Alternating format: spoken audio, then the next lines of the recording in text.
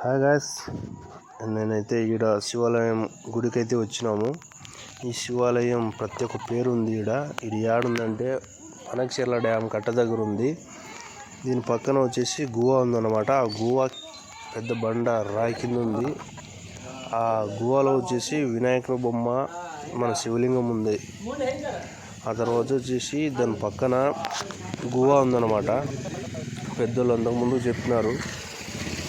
ఈ గుహ వచ్చేసి దాదాపు అనంతపురం శివాలయం దగ్గర ఉంది అని ఎవరు నమ్మలేదు. అందుకోసం పెద్దోళ్ళు అంతకుముందు కోడిని లోపల పెట్టినారన్నమాట. ఆ కోడి వచ్చేసి దాదాపు కరెక్ట్ ఆ శివాలయం కాడ తేలిందంట. అందుకోసమే దీనికి ప్రత్యేకత పేరు సిద్ధల గవి అని పేరు పెట్టినారు. చూస్తున్నారైతే మేమైతే లోపల పోయేకి భయపడినాం అనమాట. టార్చ్ లైట్ సెల్లెట్ వేసుకొని లోపల చూసి లోపల పోయినామన్నా. ఎందుకంటే లోపల తేనెటీగలు పెద్దగా ఉన్నాయన్నారు. అందుకని చూసి లోపల పోయినాము. చూస్తే లోపల ఏం లేవు, చిన్న చిన్న గబ్బిలాలు ఉన్నాయంతే. ఆ వినాయకుని విగ్రహం వెనక గవి ఉందన్నమాట. లెఫ్ట్ సైడు చూస్తే మేము నమ్మలే. నిజంగా అంటే లోపల చాలా పెద్దగా ఉందనుకున్నాము. లేదు, చిన్నగానే ఉంది.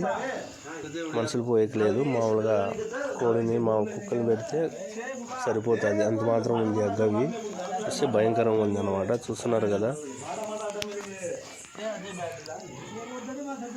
అంత దూరం గవి ఉండాలంటే చాలా గ్రేటు. అంతకుముందు దేవుణ్ణి ఆశీస్సులతో పోయింటారు.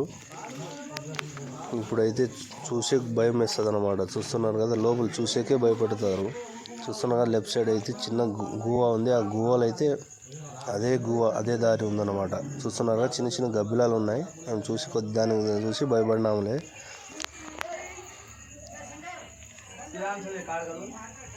చూస్తున్నారు కదా, మేమైతే లోపల పోయి చూసి బయటకు వచ్చినాం అనమాట.